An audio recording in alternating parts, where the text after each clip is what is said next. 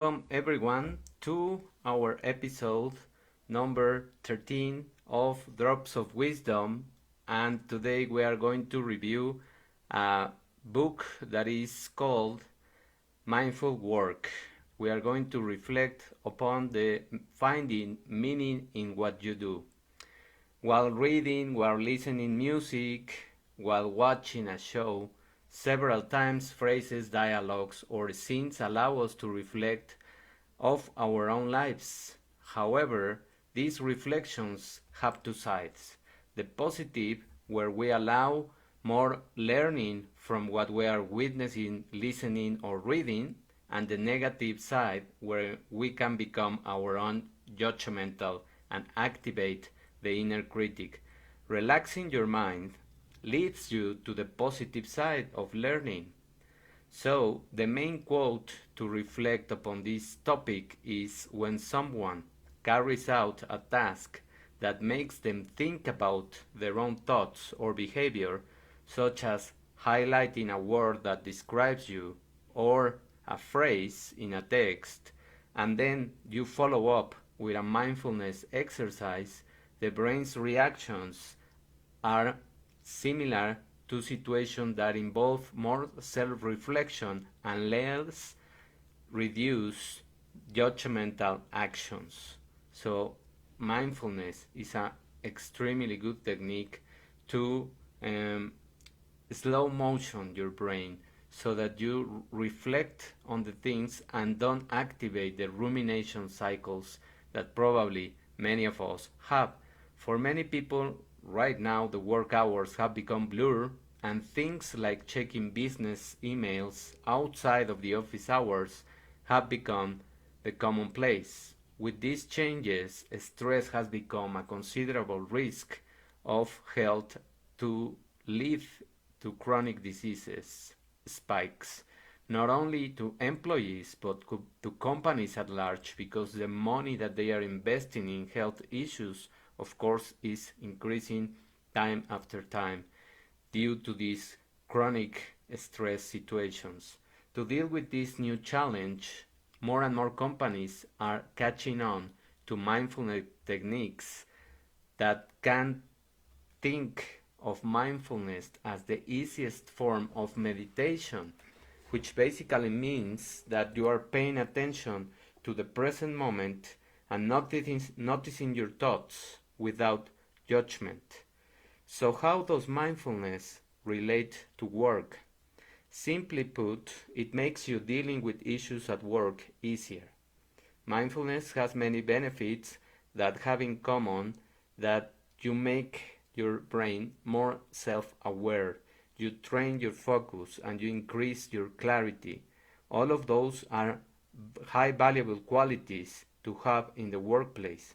Mindfulness allows you to step back from the problem and observe the situation from a perspective where you can deal more objectively and reach out solutions more easily.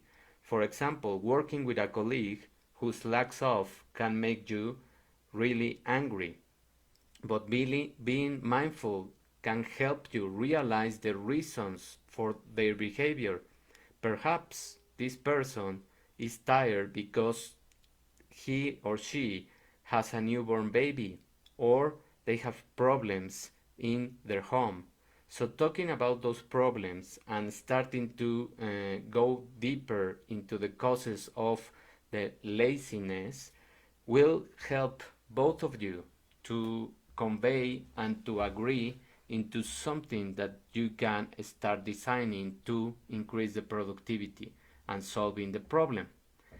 Up until the 90s, it was difficult for many fans of mindfulness to get others on board with the idea. The effects they were experiencing with the technique weren't quantifiable, and there was no scientific studies to support the practice. However, since the invention of functional magnetic resonance, or fMRI, a technology that can measure the brain activity through the blood flow, the benefits of mindfulness can now be scientifically proven, and more evidence is showing us all of the benefits. By using this techniques of fMRI, scientists can demonstrate that when we meditate and we give those relaxing periods, the area of our brain responsible for thinking about ourselves becomes significantly calmer. This means that with time, those who practice mindfulness can decrease the degree to which they are judgmental because their brain has practiced being more objective. Another benefit to mindfulness is that it shapes your brain. It ignites the neuroplasticity of your brain. Your brain is not a rigid structure. The brain can in fact change a great deal with new neural pathways, and you can start training your brain to change like a muscle and alter by repeated thought processes. This quality is known as neuroplasticity. Research has shown that mindfulness increases activity in the brain's prefrontal cortex, heightening our kindness and compassion. It also strengthens our cortical thickness or gray matter, which aids memory function and emotion regulation, some qualities that, of course, we want in our lives. Perhaps the most noteworthy finding, however, relates to the amygdala.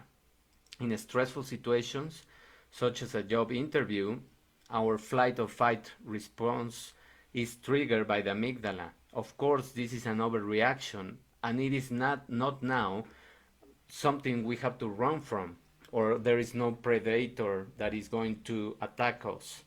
Right now, those situations are just over excessive stimuli of your brain. When we practice mindfulness, the amygdala gradually relaxes in the long run, which helps us keep stress at bay and controllable levels. Focusing on one thing at a time is far more efficient than multitasking, and mindfulness is great at helping you do just that. At work in particular, we are bombarded with stimuli such as multiple computer screens or windows, which cause perpetual distractions. Also, we have phone calls or we have co-workers distracting us. So how do we react? By multitasking. So you create a cycle of enhancing your stress and raising cortisol levels, and of course your productivity, instead of going up, goes down.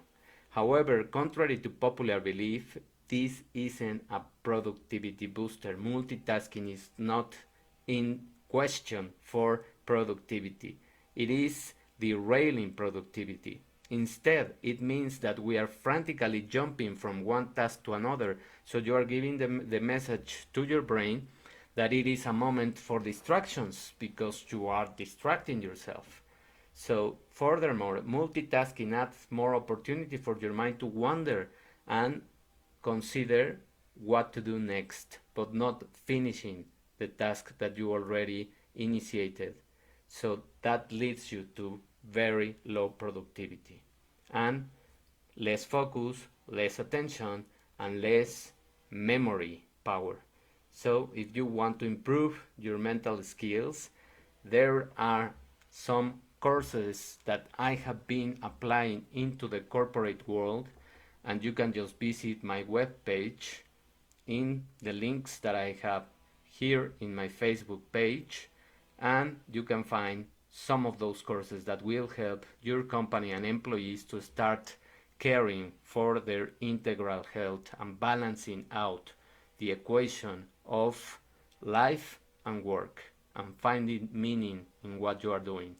If this episode tips and reflection helps you, please, I ask you just to share this information in your platforms. Thank you very much for being here, for paying attention. Have a wonderful Wednesday afternoon, and we will see each other on our next episode. Bye.